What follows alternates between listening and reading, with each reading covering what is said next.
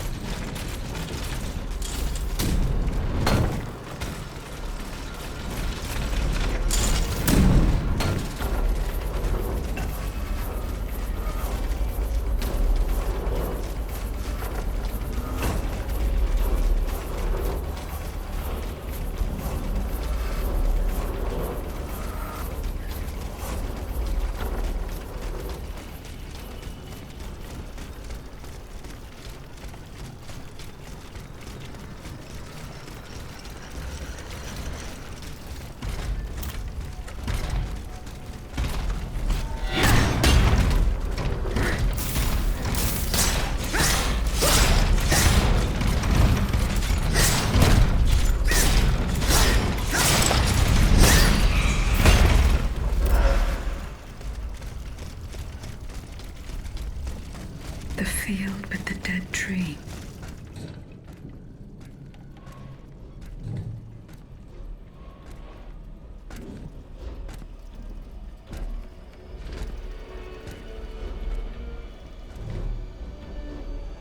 Don't move! Ah, that cursed dancer! May you be devoured by rust!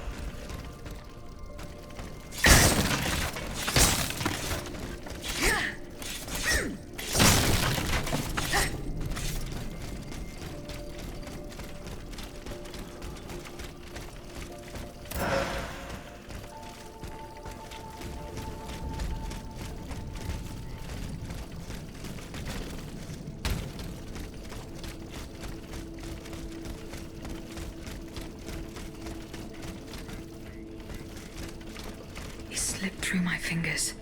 Fortunately, he was unable to take his things with him. The sleepless slaves. They meant the automats. Feeding off the blood of innocent people. Monsieur Raymond was completely mistaken. I must inform him.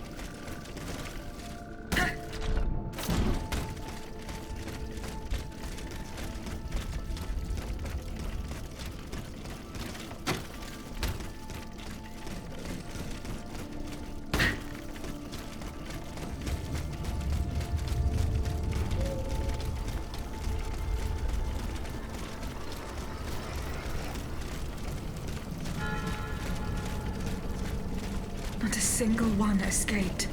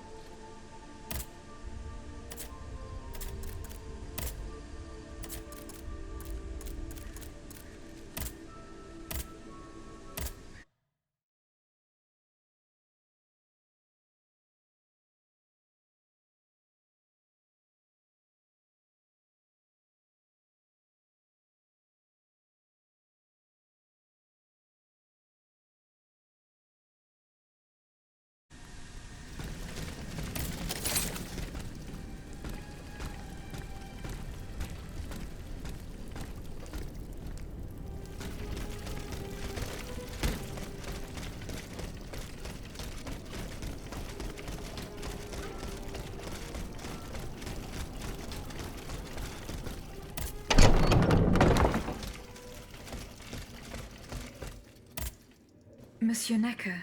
Madame? Eh bien, do you come bearing good news? Your wife.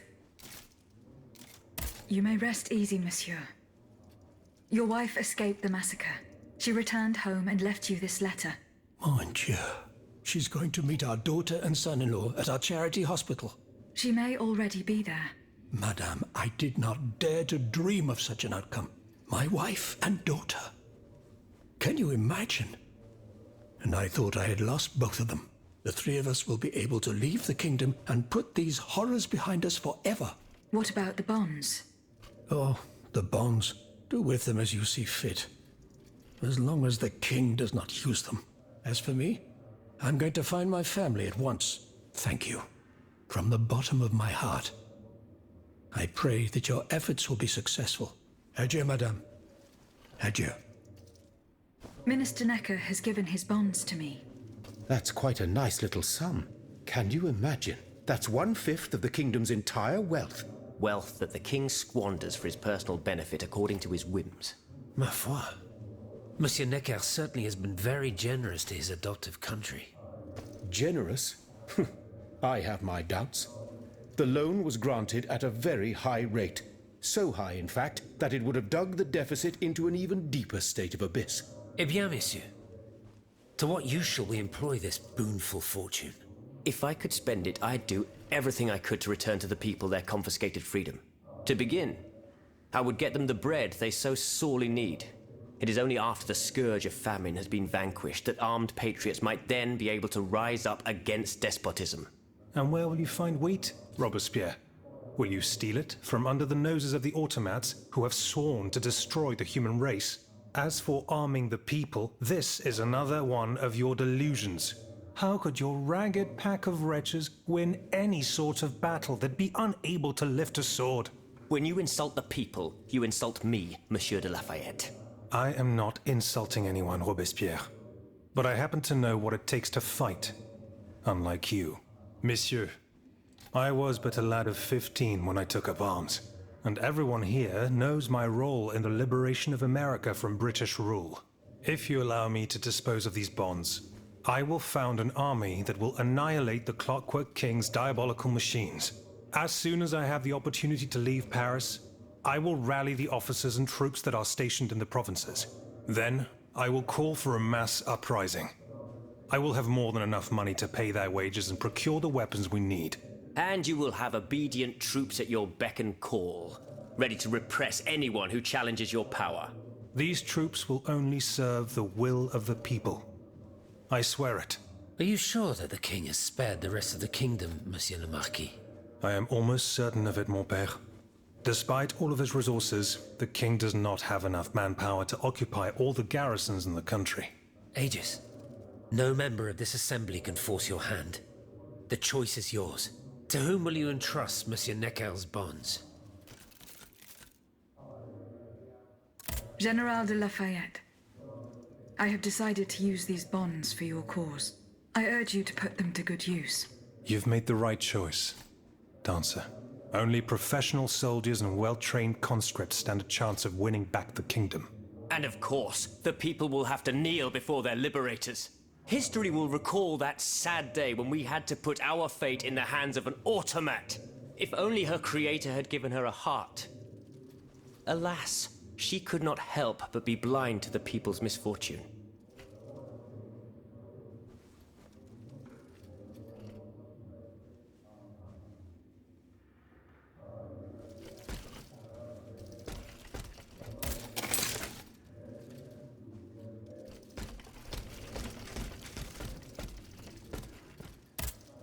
Monsieur Raymond. Go on, Aegis. I went to the Hotel de Massiac as agreed. What I discovered goes beyond your darkest conjectures. The club's members have no intention of merely depriving their slaves of rest. Rather, with the king's support, they plan to replace them with automat harvesters. The Count of Cagliostro is behind the plan. Ma foi. But such a plan would certainly only improve the lot of these unfortunate people. You are mistaken, mon père. If the planters get their way, they will have a greater need of slaves than ever. Only this time, they intend to slaughter them to power their machines. Quelle abomination! Par tous les saints. 4 days ago, the Paris Guard captured 100 black people. They were to be sacrificed as part of an experiment to test the effectiveness of the automat harvesters. Luckily, I was able to prevent the massacre. Where are they now? In a place they call the Dépôt des Noirs. I don't know where it is, but I managed to get the key. It bears the inscription, Tour du Diable. The Devil's Tower is a prison in Vincennes, within the chateau walls. That's 3 leagues from here. We'll only be able to free the prisoners once we're able to move freely ourselves. At least they were spared the fate that the king and his accomplices had planned for them. And what will you do with the 2 servants you employ, Monsieur Raymond? I will continue to treat them well, as I always have. However, under the laws you insist on following, they will become slaves again the moment they leave the kingdom for Saint-Domingue. Certainly not, Monsieur de Robespierre. What kind of a man would I be if what I have heard had not opened my eyes? The planters of Massiac have been proven to be nothing but avaricious murderers. I thought I was dealing with opposition, but now I discover them to be vile enemies, from whom it would be vain to expect any compromise. From this day on, I will fight against their interests with all my strength, and will not lay down my arms until the last slave in the Empire has been freed. Rest assured, then, that the people will fight by your side, Monsieur Raymond. That's the spirit, my friends. Vive l'égalité.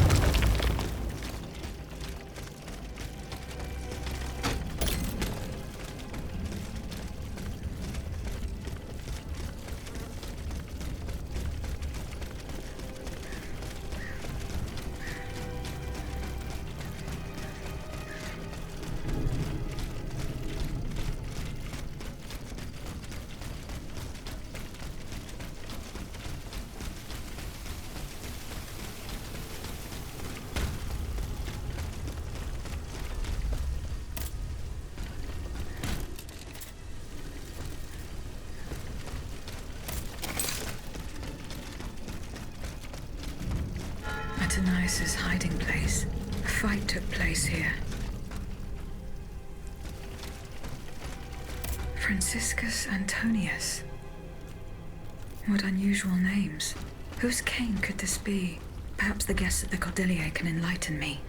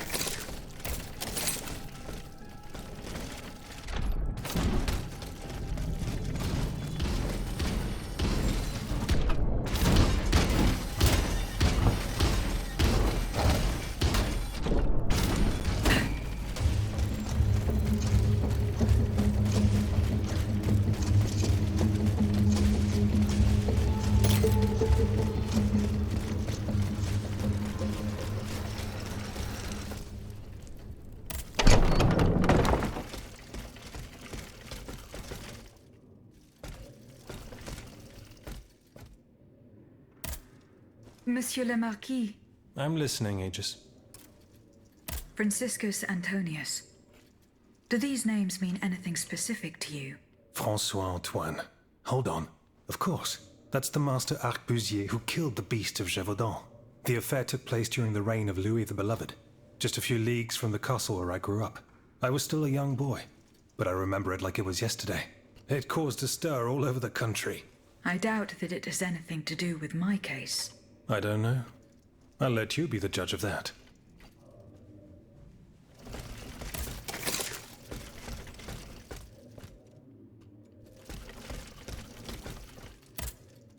Aegis, I'd like to talk to you about my research. Do you have a few moments to spare for me? Certainly, mon père. I am listening. I've carefully collected the testimony of our companions here. Then I compared them with the observations made during my investigation of the man who calls himself Cagliostro. I came to quite the shocking conclusion. I believe I have discovered how the royal automats remain constantly in motion, like clocks that never need winding. They get their energy from the souls of the dead, Aegis. They drink from the anima essence that permeates the purgatory described by Monseigneur de la Fare. These machines feed on the dead. The greater the massacre, the deeper the river where they slake their thirst. Is there any way to stop the bloodshed, mon père? I believe there is always hope, Aegis. As long as I remain free to pursue my research, I will never lose faith. I keep thinking about the three Nemes. These echoes. All of this is clearly related to Nicholas Flamel's work. The alchemist? Precisely, mon ami. And this leads me to fear the worst. What have we to fear from an alchemist who died nearly 4 centuries ago? Not him, per se. Rather, the heretic who is exploiting his discoveries. This poses a grave danger to us all. What do you fear, mon père? What do I fear? Nearly 2 months ago, the king forbade anyone from setting foot inside the Église Saint-Jacques de la Boucherie, near the Hôtel de Ville. He had the priests forcibly removed. They hardly even had time to save the church's sacred relics. Since then, only our Father in Heaven knows what they've been doing there, hidden away from the people of Paris. Mon Dieu. Flamel's tomb. My thoughts exactly, Monseigneur. Legend has it that Flamel was buried with his lapis philosophorum. What is the lapis philosophorum, mon père? The Philosopher's Stone. Where do I begin? No one knows its true nature, or even what it might look like. All that is known is that it is said to grant untold riches and eternal life to whoever possesses it. Its very existence is questioned, of course. But if it's true, just imagine what sinister purpose the king and his accomplices might find for it. We must elucidate this matter at any cost. What is the lapis philosophorum? The Philosopher's Stone. No one. All that. It's very. Just Where is this tomb? in the church's crypt. The priests always ensured that it remained undisturbed, despite the mystery surrounding it. But now they're no longer there to protect it. We need to know for certain. But how? There are automats everywhere. Aegis, Oui, mon père. will you help us get to the bottom of this? Did you not say that it was impossible to enter the church? There is perhaps a solution. The penitent's door behind the Châtelet leads to the Quartier de l'Hôtel de Ville. It's only opened on Good Friday, but this year, I had the honor and good fortune to lead the procession. Here is the key. Franciscus Antonius. Does that mean anything to you? Let's see. François Antoine. No, that doesn't mean anything to me, I'm afraid. Désolé, ma chère. Goodbye, mon père.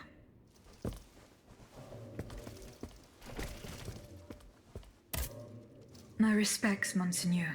I didn't expect to see you again so soon, Aegis. We missed you when we had to leave our shelter at Place Saint-Méry.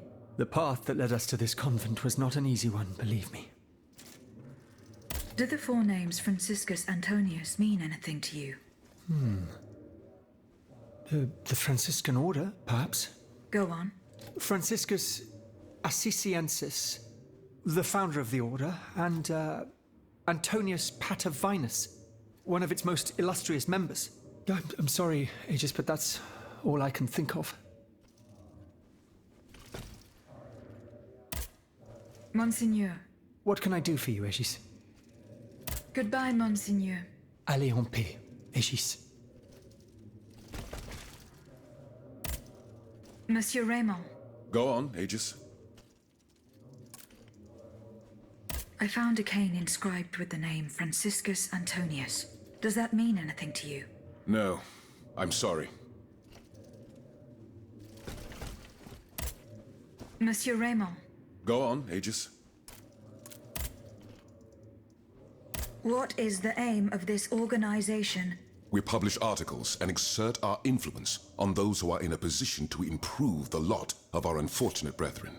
Our numbers grow by the day, and we have many illustrious members, such as the Comte de Mirabeau and the Marquis de Lafayette.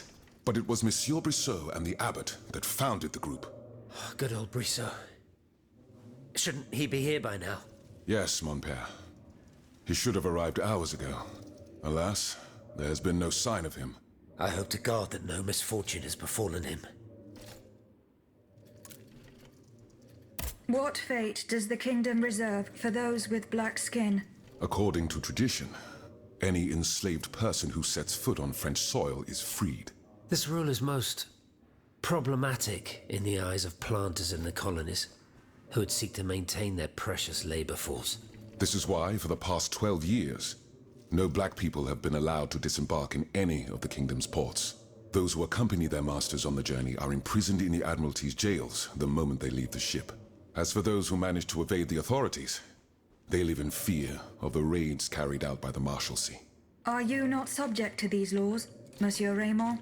I am fortunate enough to have been born a subject of the king through my father, and also to have received an education, and to be wealthy. Naturally, that makes all the difference. You are quite a long way from home. I haven't been back. I will later and then Mont. See you later, perhaps.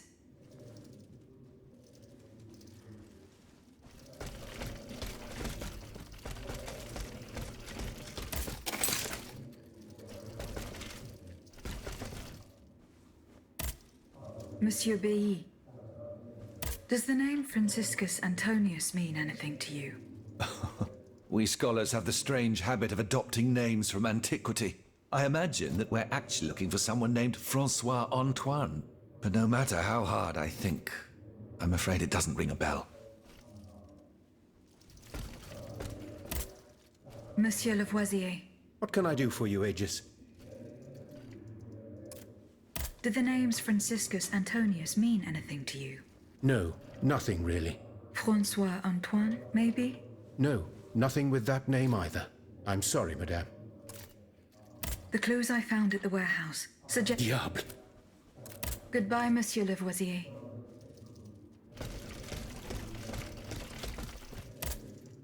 Eh bien. Do you come bearing news from Monsieur Marat? No, not yet. I have it on good authority that he is in the quarries in Montmartre. He's the only person who could show you a way to reach the Bastille. Don't forget. I found a cane engraved with the name Franciscus Antonius. Who could it belong to? Let me think a moment. Je vous prie. I know an Antoine Francois, a printer on Rue de la Harpe. His surname is Momolo, but he is a man of the people and a true patriot. I doubt that he ever sported a cane with his name engraved on it. Goodbye, Monsieur de Robespierre.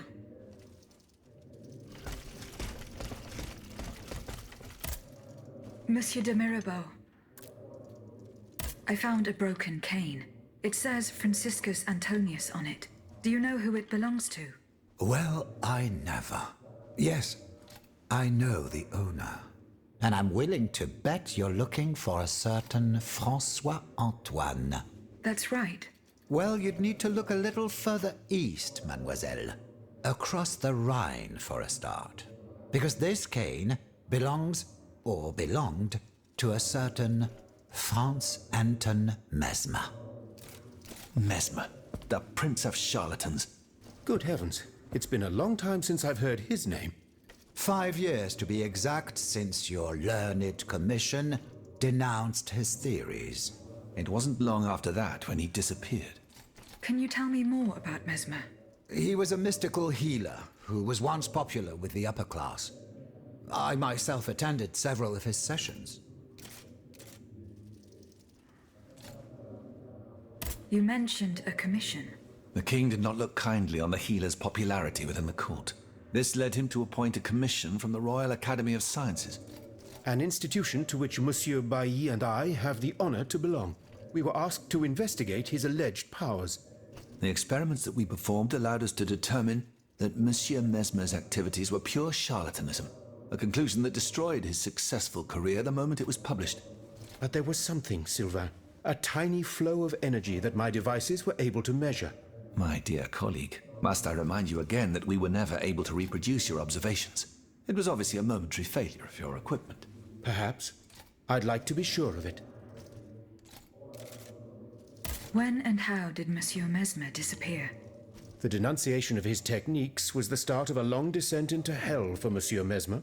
He was abandoned by his clients and resumed his research in virtual secrecy. I think he was hoping to perfect his so-called science and restore his reputation with the Academy. A hope that led him to associate himself with that dastardly Cagliostro. God only knows what experiments they may have carried out. In any case, their collaboration did not last long. Monsieur Mesmer left the kingdom overnight to return to his mother country. Why did he leave so quickly? That is a mystery. But those who saw him that morning say it was as if he had the devil at his heels. This is true. He left in such a hurry that he abandoned everything he owned. Furniture, belongings, and scientific equipment. And it seems that Cagliostro has inherited this treasure. Is that so? Well, if what you say is true, that broken cane must have passed into the Count's hands. Yes, it's likely. This adventurer from who knows where is quite the mysterious character. And he has been very busy recently. I've been able to observe him from my apartments, making frequent visits to Rue Saint-Honoré, on the Tuileries side. I wonder what he was doing there. What were Monsieur Mesmer's theories? He is a proponent of a theory called animal magnetism. He claimed to be able to channel a purported universal healing fluid by passing his hands over patients and using magnets. He also cobbled together a whole array of mad devices, each stranger than the last. Unfortunately, despite all his attempts, I don't know that he ever cured anyone. What happened during Monsieur Mesmer's treatment sessions? Oh, they were quite a spectacle to behold. Imagine well-born ladies afflicted with perfectly imaginary illnesses. A dimly lit room where incense has been burned to intoxicate the soul and cloud your vision. Amiable servants, half-dressed, gliding from countess to duchess to the sound of a sensual melody. And the great Mesmer, a doctor with wandering hands, presiding over the wonderful scene. Oh, you should have seen them. Those grand ladies moaning, crying, and falling into a swoon, clinging to that strange tub. Du théâtre, ma chère. Pure theatre.